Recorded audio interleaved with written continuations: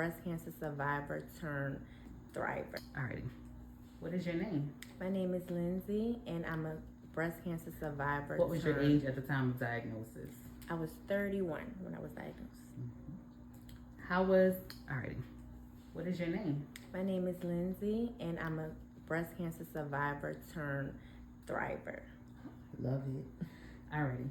What type of breast cancer were you diagnosed with? I was diagnosed with stage 3 HER2 positive. What was your age at the time of diagnosis? I was 31 when I was diagnosed. How was the lump or your breast cancer detected? So it was detected. I felt it. It was in the upper outer quadrant. I felt it. It was movable. It hurt. It wasn't any of the normal characteristics of breast cancer. So I went to my gynecologist. He didn't think anything of it. He didn't do any other imaging of it. But later, stage 3 breast cancer.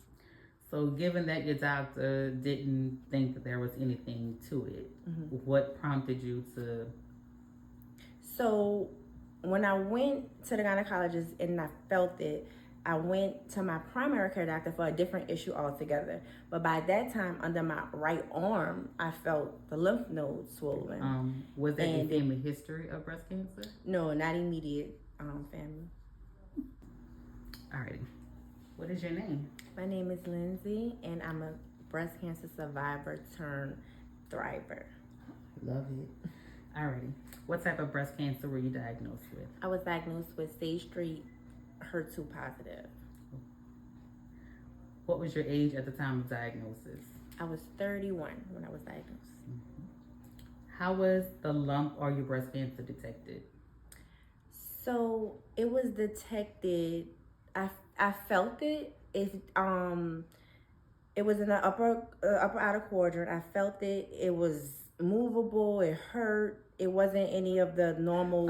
What course of treatment did you undergo? So initially, I did the port placement. I did 6 rounds of chemo, where we did 4 chemo drugs, and then I did another 6. No, I need another. It went to a full year. So September 2018 to September 2019, I did chemo. And then the last, it was so much to happen. So I'm kind of like tripping over my words, because I did the 6 where your hair falls out and all of the things. I did that. And then that ended in December. And then from December to September 2019, I just did the immunotherapy. So my hair was growing back, but I still was doing Herceptin and Perjeta to target the type of breast cancer I had, which that almost took me out because it made my heart ejection less stronger. So I had to stop taking it because my doctor, my oncologist at the time, she said, you know, but I feel like we've done enough. And she was almost like in tears because she was like, I don't want you to die of heart failure, because that's how bad it was. It worked so well, but it almost took me out. Looking back, what would you want others to know about early detection or the signs to look for?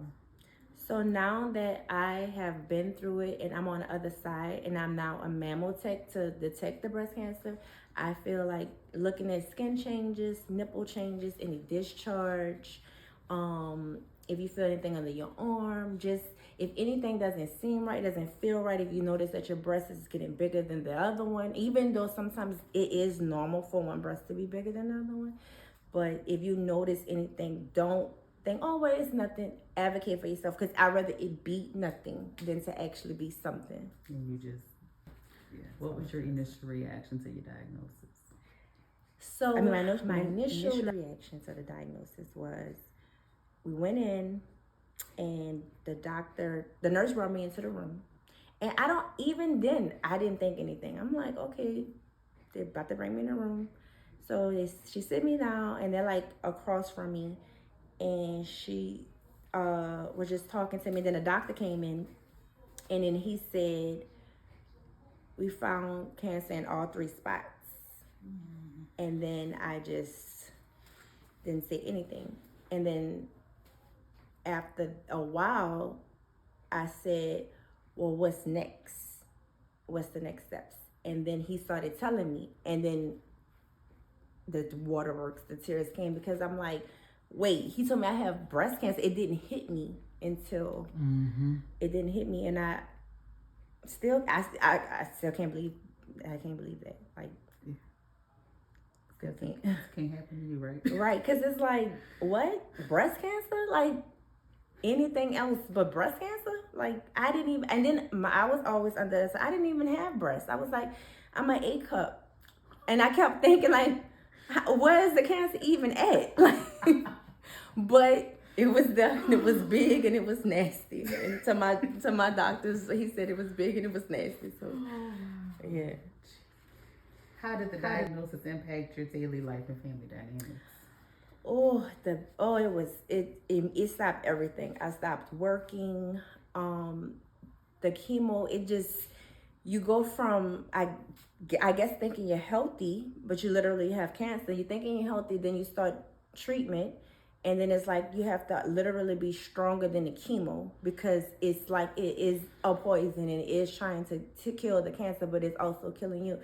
So I had to get help with bringing my kids to school. I had to get help with like just daily tasks, just because I was too tired. I couldn't do it. I'm throwing up. Well, I threw up a little bit, but I had diarrhea a lot. I had to go to the emergency room the first time I did the chemo, because I didn't know that it was gonna be that drastic. Like, I didn't know. Like, I thought that it was just gonna be, okay, I was gonna be sick, but I mean, it is you're incredibly sick. And then, like, I didn't throw up all the time, but when I was using it, I couldn't stop my muscles from trying to make me go to the bathroom. I was completely dehydrated.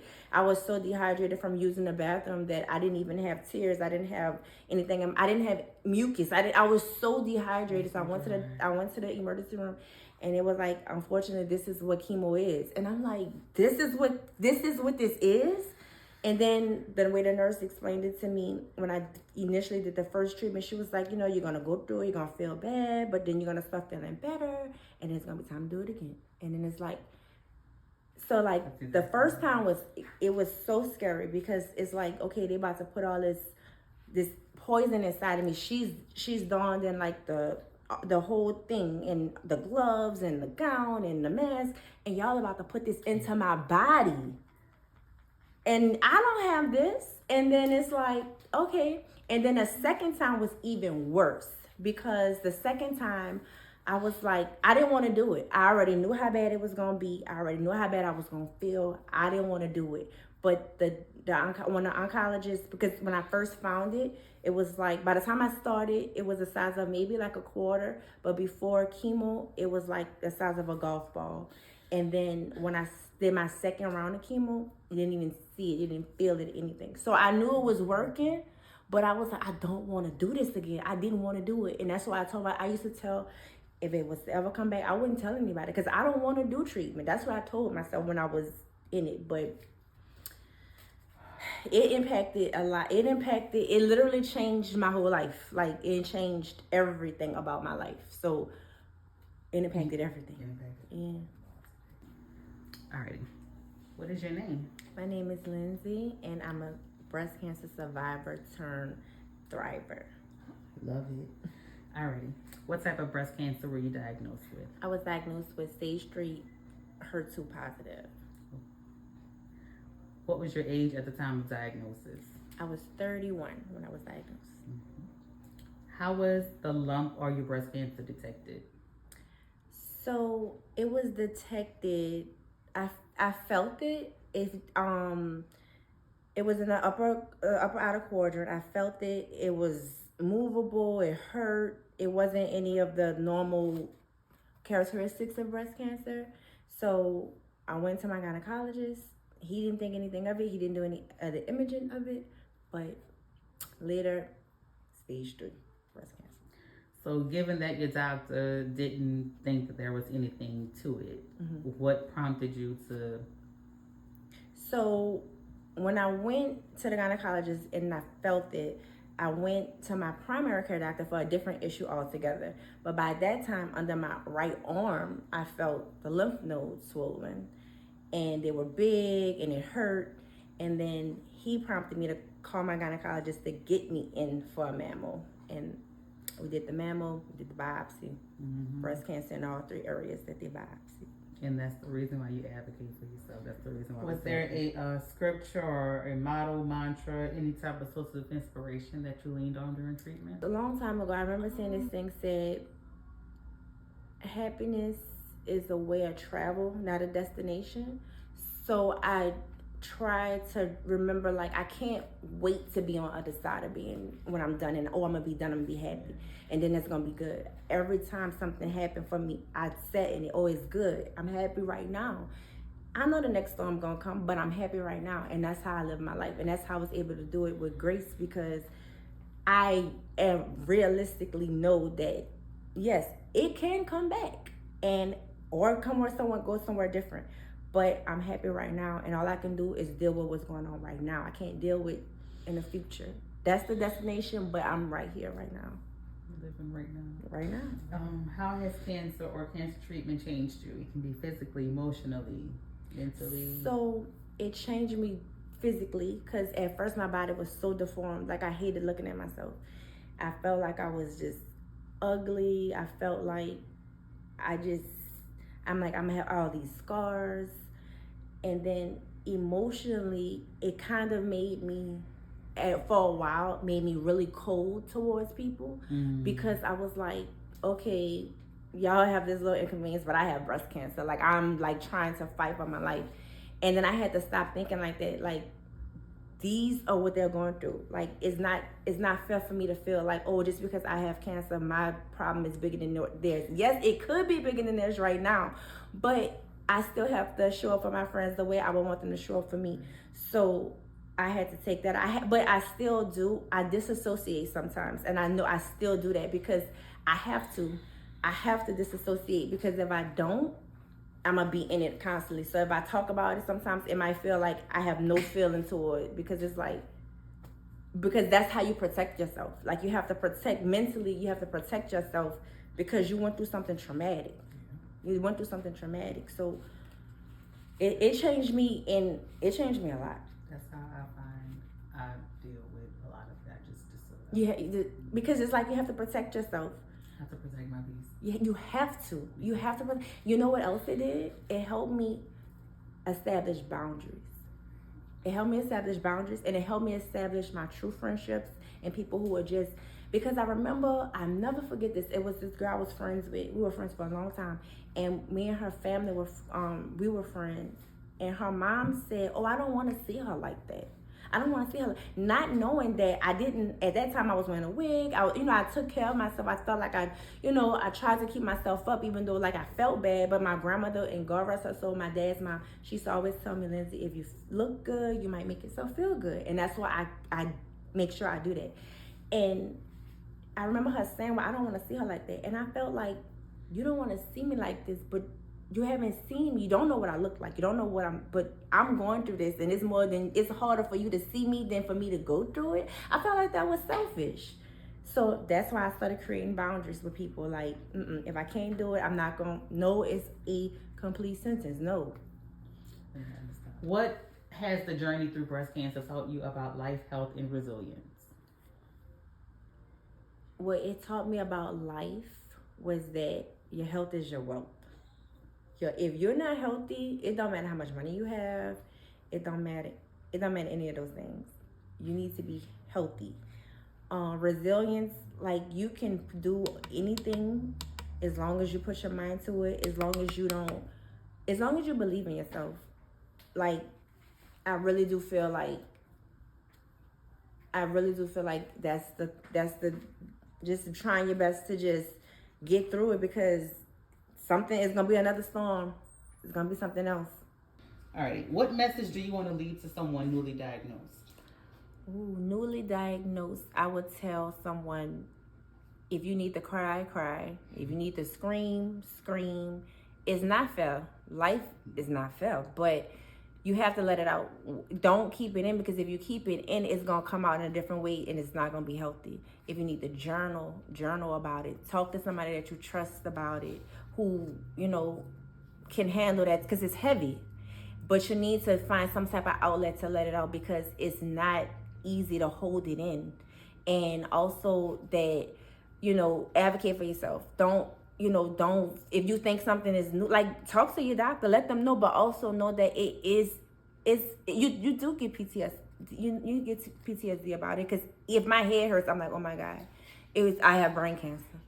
And then when I had my daughter, I took the test and I was like, oh, I'm pregnant. I was like, I'm probably not pregnant. I probably have ovarian cancer. Like, that's the way it was. Like, I found out I was pregnant in September of 2020. In 2020.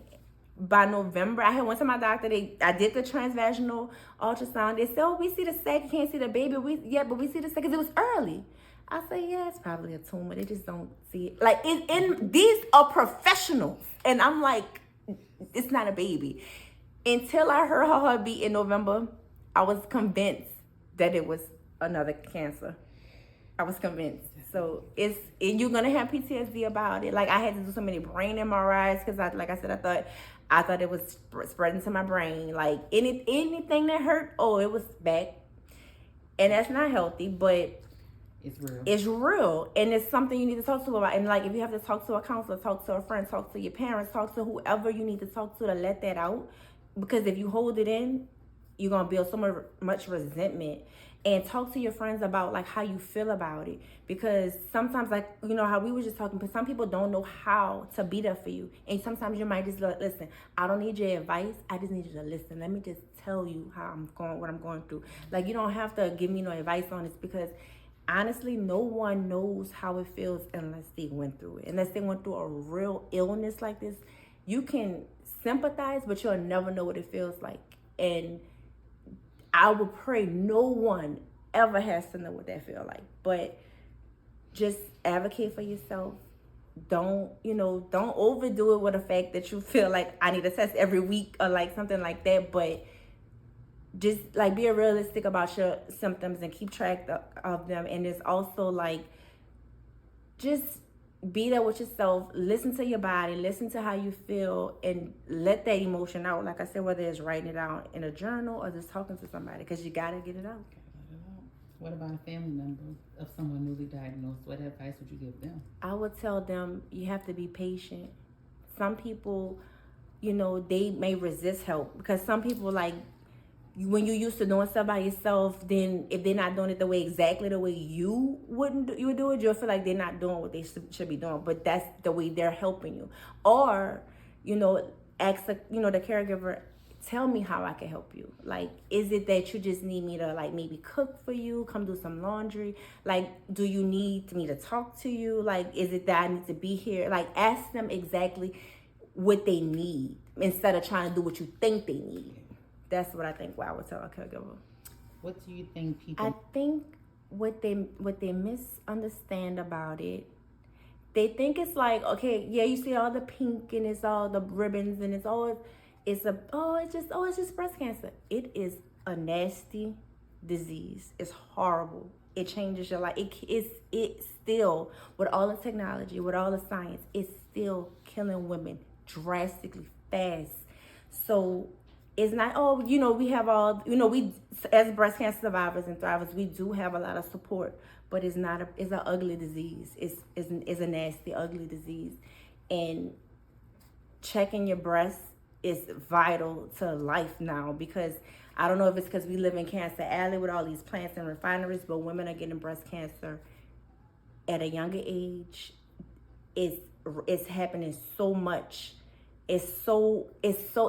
And then when we get diagnosed at a young age, the stage is much greater, because we're not even at the age to get necessarily tested for, screened for breast cancer. What message do you have about self-exams, mammograms, or advocating for your own health? So as a mammotechnologist now, in the breast cancer family, we have it called Feel It on the First. So you just feel your breast every first of the month.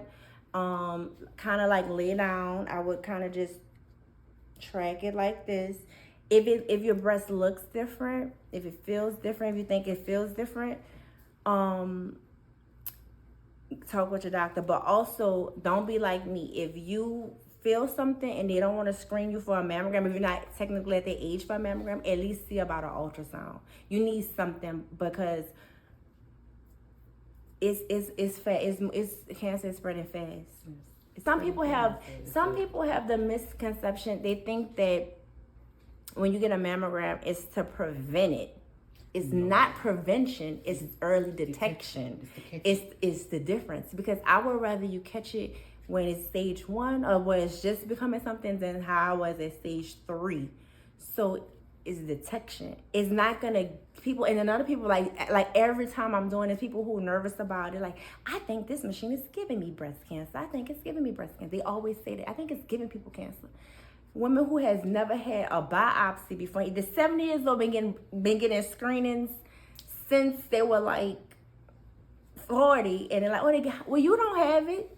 So it's not necessarily, I can't tell you as a technologist that it's gonna give it to you. I can't tell you that, because it is radiation, but there's no threshold for radiation. So if you go into the sun, you can get breast cancer. I mean, you can get cancer from anywhere. So, and it's a low dose. All I can say is the risk it doesn't the benefit of getting a mammogram is way higher than the risk.